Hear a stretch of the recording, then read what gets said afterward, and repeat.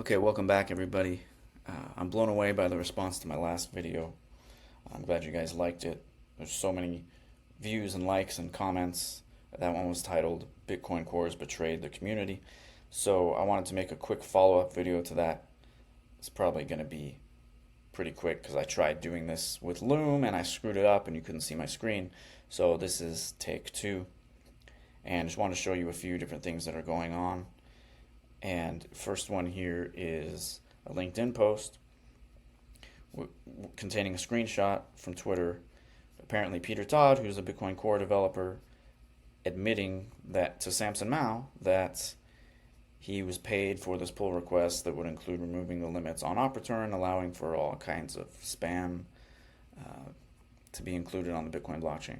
I don't know who Christopher Allen is. I tried looking him up. All I found was that he's involved in blockchain stuff one way or another. So this is plausible. I don't know for 100% if it's true or not.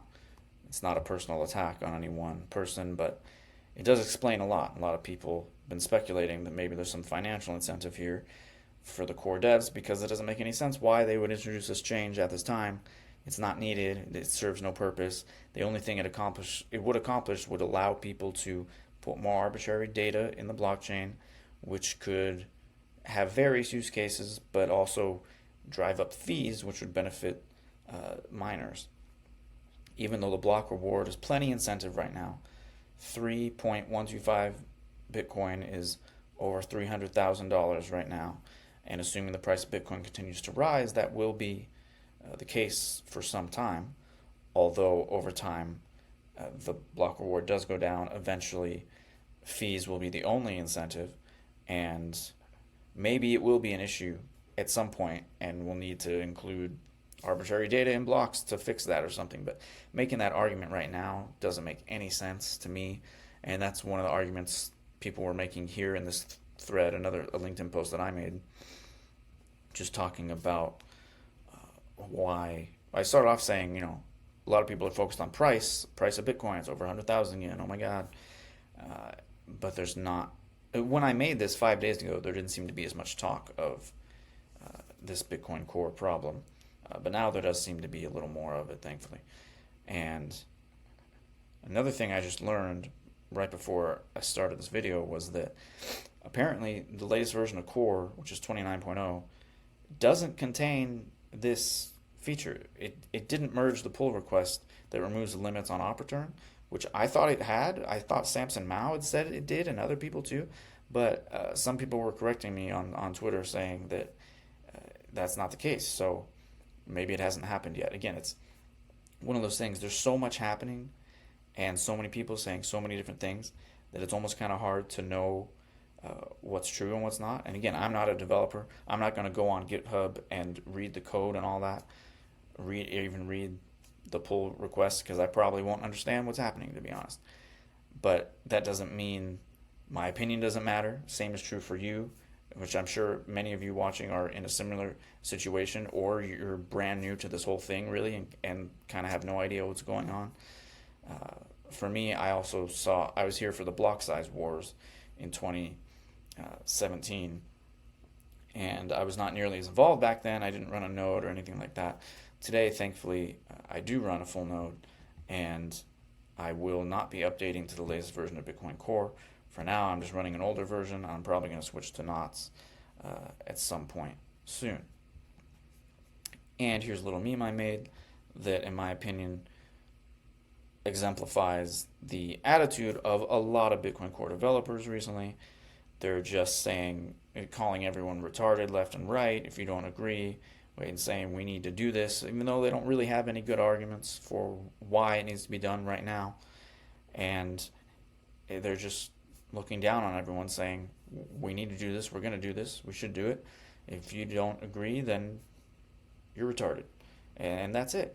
And that's really the problem I have with Core at this point. I'm kind of getting over the technical debate, honestly. I just know that I don't want anything to do with them, even though I'm still running that software for now, just an earlier version. But I'm probably going to switch to Knots, which from what I understand, is 99% the exact same thing as Core.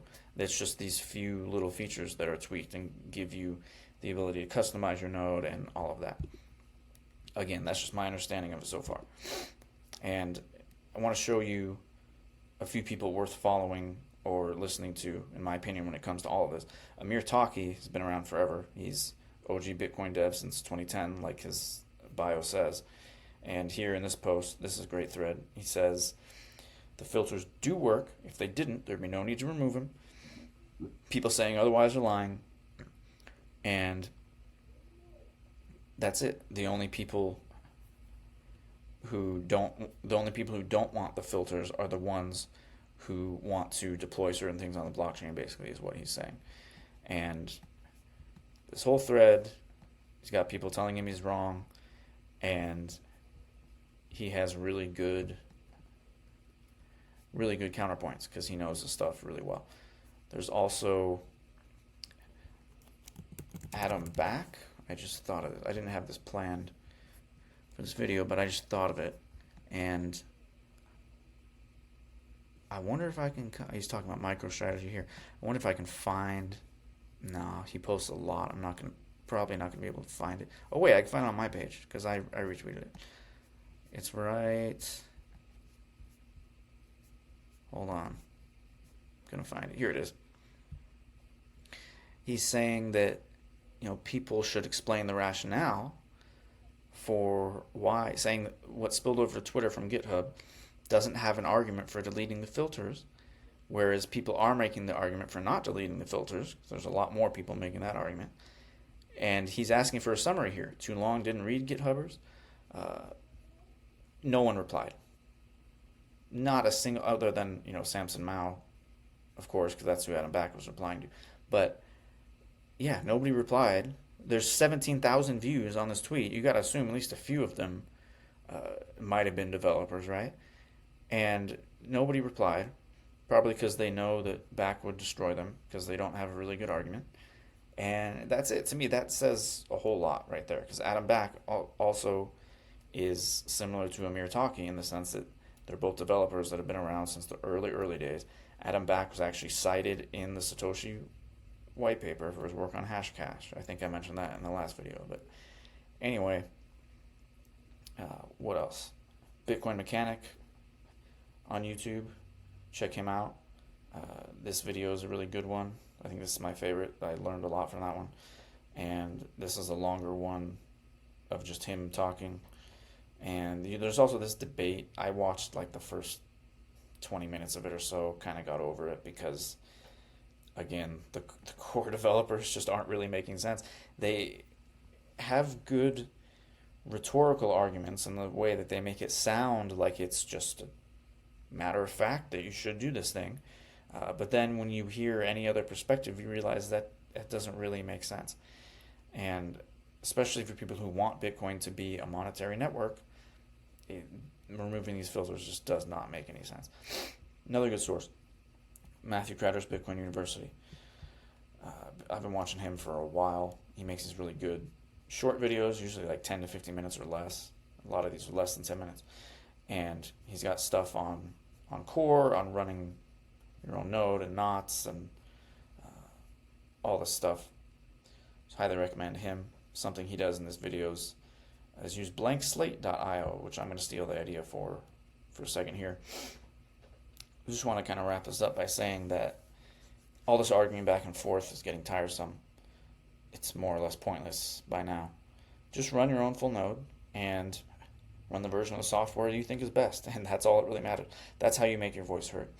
Now, if you're not super technical with all this, I get that it can be, it can seem overwhelming. It seems like a big task, and especially if you have a million other things going on, you may not want to take the time out of your day to go ahead and do that.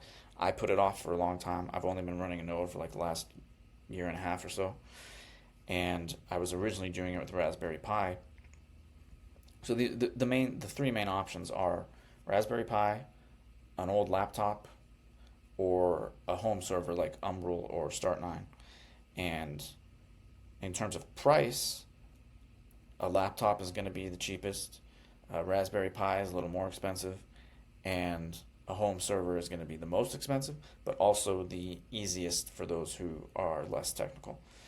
And it's more or less just plug and play kind of thing. You just download an app and install it and run it. Raspberry Pi is slightly more complicated. You can make it easier by flashing something like Umbrel OS onto a micro SD card, put it on the Raspberry Pi, and then start it running. But I've never done it on an old laptop, or if you don't have one, you could buy, for like $150, you can get one at somewhere like Walmart or Best Buy, just a cheap small PC, and run the Bitcoin Knots or Bitcoin Core software, whatever you want to run. And just to be clear, I'm not trying to enforce my opinion on anyone, right? You should run a full node, even if you agree with the recent change and Bitcoin Core development team. You should run that. Go run your own node and run the latest version of Core if that's really what you think and what you want to do. If you don't do that, then your voice isn't really being heard, right? So those are the three options. Again, there's really good videos by Bitcoin University, and also I think he mentions Bitcoin Sessions, the YouTube channel. They have some good videos on setting up a node too. And to me, this technical debate is really secondary at this point. Secondary to the fact that Core wants to go ahead with this change despite the fact that there's zero consensus from the community. If there was consensus, this wouldn't be a big deal. I wouldn't be making this video. All these people wouldn't be talking about it. There wouldn't be so much pushback. There wouldn't be a bunch of people switching their nodes to Bitcoin Knots over Core. And so that just doesn't make sense. That's why people are saying they're going rogue, why people are not trusting them as much. And yeah, this just honestly seems like some kind of organized attack against Bitcoin, because if you did want to do that, this would be one of the best ways to do that. And I'm thinking for my next video, I'm also probably going to write a blog post about it. It'll be titled How I Would Destroy or Control Bitcoin if I wanted to, which is a difficult topic because Bitcoin's mostly uncontrollable, mostly invincible. But if you could attack it in three ways: control the supply or the market, control the mining or the hash rate, and control the code base, then you could potentially not destroy Bitcoin, but you could steer it away from its original purpose. You could steer it in a way to a direction that could ultimately lead to its demise, more or less, maybe just a slow death by 1,000 cuts type of thing. And that seems to be what's going on here, honestly. I don't know how else to interpret it. If you have another interpretation, go ahead and let me know in the comments. And yeah, I just want to make this quick follow-up to the last video because a lot of you guys subscribed after seeing that video. So I figured you'd like this, and I wanted to make some more content about it. This will probably be the last video I make on it, though, because I'm really getting over it at this point. I mean, there have been days where I couldn't stop thinking about this, and a lot of other people have said the same thing. So I'm starting to get over it at this point. I'm just going to switch my node and be done with it, hopefully, for now. So yeah, don't forget to like and subscribe. And if you want to learn more about me and what I do, you can visit my website here at bdncontent.com. Thanks, and I'll see you next time.